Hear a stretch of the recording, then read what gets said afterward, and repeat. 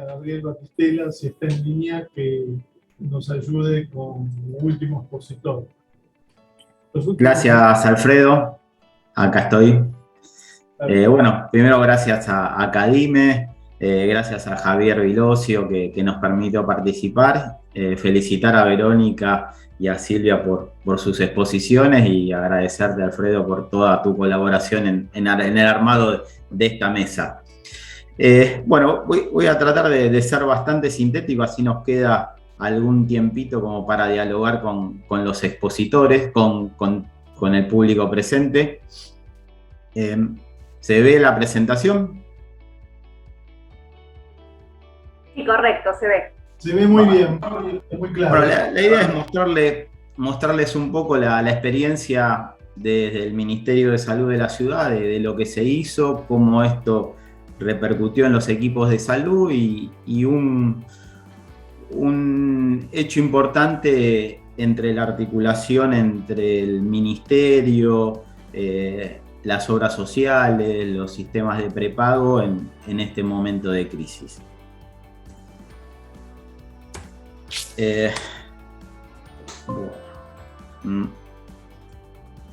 Un poco lo mostraban mis predecesores, nos presentábamos en una pandemia donde la incertidumbre era el común denominador, no sabíamos cuánto duraba, cómo penetraba, qué tratamientos teníamos que hacer, un gran desconocimiento, y eso genera una crisis, pone en el sistema en un estrés y dependerá de cómo se responde, cómo se puede mitigar este impacto.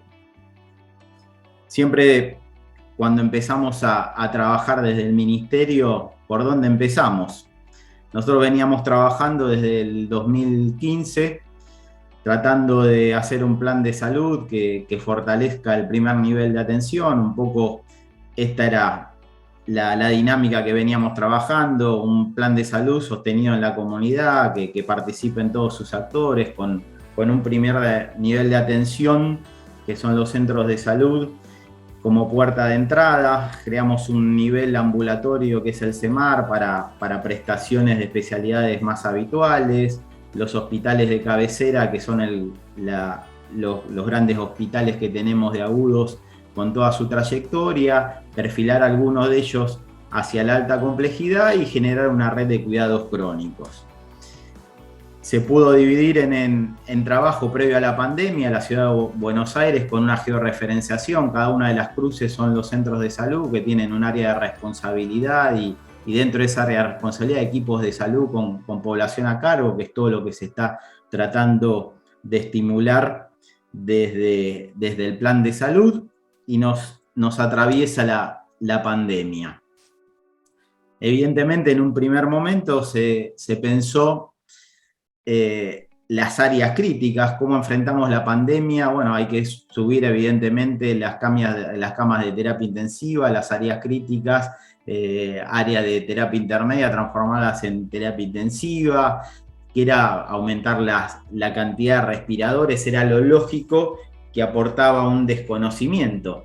Yo, siendo en la Ciudad de Buenos Aires el subsecretario de Atención Primaria, decía, bueno, la atención primaria, ¿qué rol va a ocupar dentro de todo esto? Se perfilaron todos los hospitales hacia esto y desconocíamos el rol. Y a medida que fue transcurriendo y subiendo la cantidad de casos, ahí nos dimos cuenta también el rol de la atención primaria. Nos dimos cuenta que los dispositivos de testeo eran las estrategias iniciales más importantes, que diagnosticar tempranamente y aislarlo tempranamente era la manera de poder controlar de alguna manera esta pandemia, y se creó junto con el Ministerio de Salud de la Nación los dispositivos de detectar, y todos los centros de salud participaron en estos dispositivos.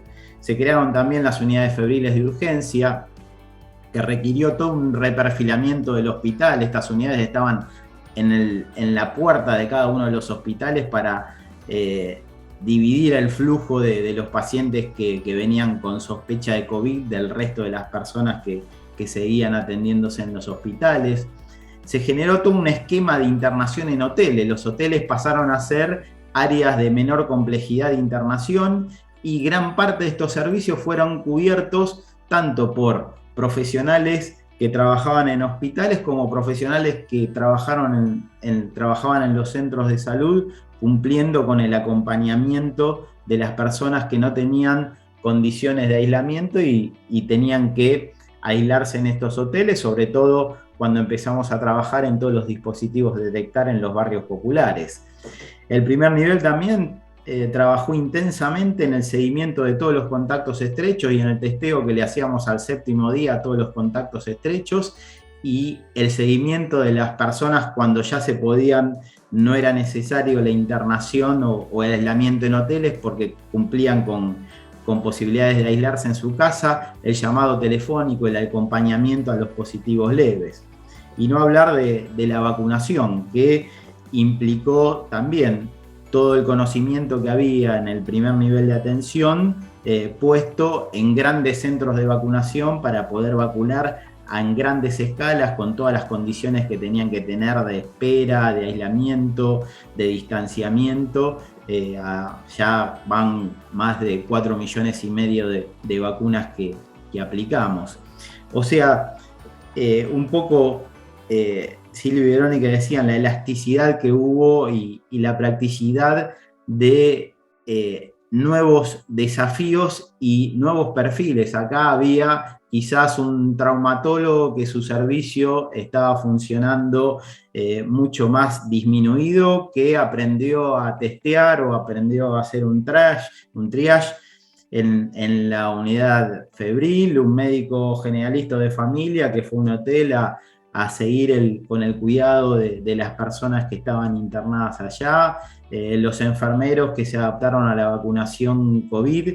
Hubo una plasticidad muy importante de todo el sistema de salud y fue lo blando que evidentemente permitió de no llegar a situaciones críticas como vimos en otras regiones y tuvo que ver con este personal de salud, evidentemente.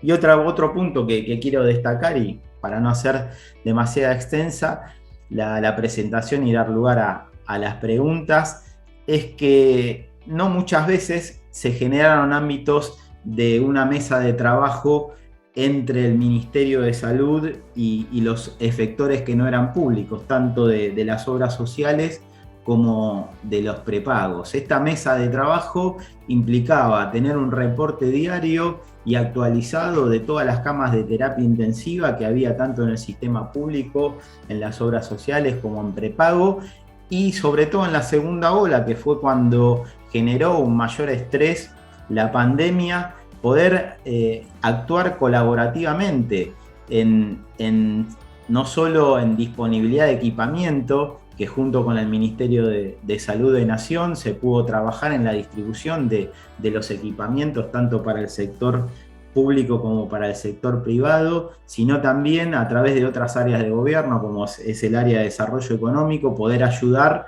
a tener créditos blandos para poder aumentar la capacidad o en salas o poder comprar equipamiento. Evidentemente esta crisis facilitó este diálogo, pero con este diálogo esperemos que siempre de todas las crisis surgen oportunidades de que esta mesa de diálogo continúe y se pueda llegar a disminuir por lo menos esta fragmentación que tiene nuestros sistemas de salud.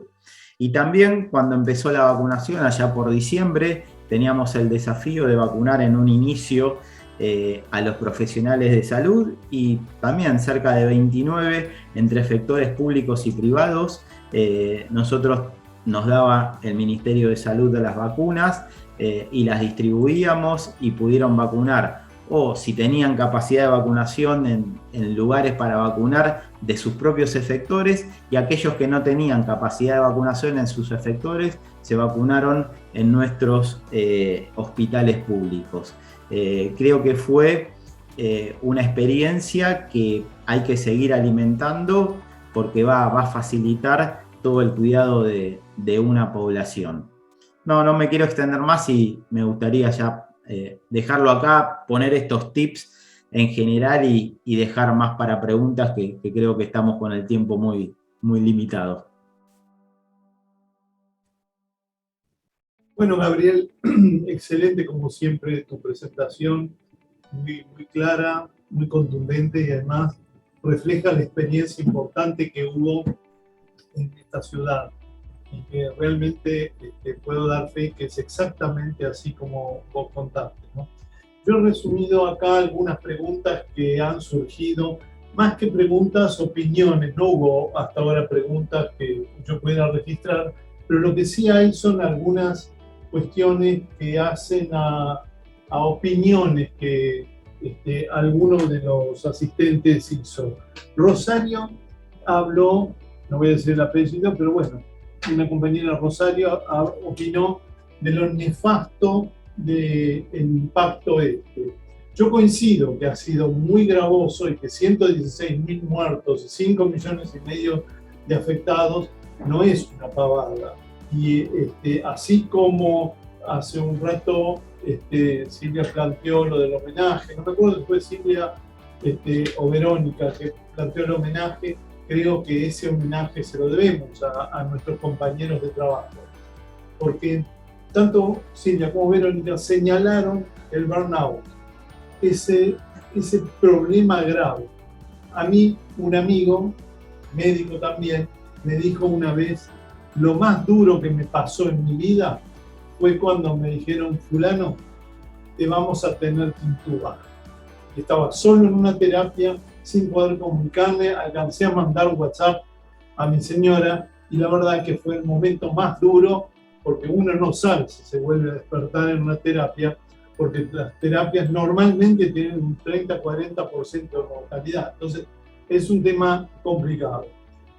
Eso, en manos de un colega del equipo de salud, no estoy hablando solamente de médicos, de las enfermeras. Yo tengo una foto de la asistencia de un paciente en prono en una terapia donde hay 5 personas alrededor y esas 5 personas no se pueden formar en un par de días. A gatas pudimos comprar respiradores que después alcanzaron bien, pero formar gente lleva años, muchos años. Una enfermera para tener conocimientos básicos lleva 4 o 5 años. Después para especializarse en técnicas de terapia intensiva, para integrarse en un equipo, lleva otros 4 o 5 años. Y un médico para llegar a terapista, y por eso no hay, y ya hubo un señalamiento que hizo Silvia sobre la falta de médicos de terapia, como también la falta de terapistas neonatológicos. O sea que probablemente hemos descuidado tanto a nuestra gente de salud. Yo no me incluyo porque ya estoy grande, ya no estoy descuidado por otras condiciones, pero hemos descuidado tanto que la gente no quiere estudiar medicina y no quiere especializarse. De la síntesis ahí que pude hacer de muchísimos chats que hay volcado, me gustaría que vos, Gabriel, nos dijeras qué pensás para la pospandemia. ¿Qué nos puede pasar en la pospandemia? Porque lo que yo estoy viendo en mi función de trabajo es que ahora hay que ocuparse no solo de un eventual rebrote, no solo de la sintomatología que quedó en los afectados, sino en todo aquello que se postergó. Enfermedades crónicas que se descuidaron, pacientes que engordaron, que dejaron de lado los tratamientos habituales, o pacientes que no se pudieron operar porque no había plaza suficiente. ¿Nos puedes contar algo de eso? Y después tengo alguna otra pregunta más para Silvia y para Verónica. Sí, Alfredo, como bien vos decís, todo lo que es enfermedades crónicas no transmisibles, pasábamos una pandemia también de estas enfermedades crónicas. En eso también remarcar que el primer nivel de atención pudo hacerse cargo de parte de estas enfermedades crónicas. En nuestro caso, los centros de salud tomaron muchas personas que se atendían en los hospitales, pero evidentemente hay estudios, hay seguimientos, hay cirugías que se requirieron que quedaron retrasadas. Van 1 año y medio de ir postergando. Nosotros recién ahora estamos abriendo la atención un poco más importante en nuestros hospitales públicos, los centros de salud continúan, estábamos haciendo números en el calendario de vacunación habitual de los niños, estamos con un retraso como nunca antes visto, con riesgo para el año que viene de enfermedades que habían desaparecido como el sarampión, porque tenemos y esto lo veíamos en el último COFESA, menos del 50% del calendario de vacunación completo. Y después todo lo que apareció, que ya venía y apareció con esta pandemia en cuestiones de salud mental. No solo en la población general, sino como tanto Silvia como Verónica rescataban en nuestros profesionales. Tenemos que tener cuidado para las dos situaciones. Ayudar a nuestros profesionales a acompañar en esto que estamos todos cansados y tenemos que afrontar un montón de cosas que son muy complejas. Entonces, por un lado, acompañar al equipo de salud y por un lado, acompañar a la población. Veíamos estudios que más del 80% tuvo un impacto en su salud mental. El aislamiento, tanto en un grupo de adolescentes que no podía estar con sus padres, como en los adultos mayores que no podían ver a sus familiares. Todo eso generó cuestiones muy complejas en el ámbito de la salud mental, que es lo próximo que viene. Y por eso espero que se mantenga este diálogo, porque no va a alcanzar ni el sector público aislado, ni las obras sociales, ni los prepagos, si no hacemos algo en conjunto para acompañar toda esta situación, sobre todo en salud mental.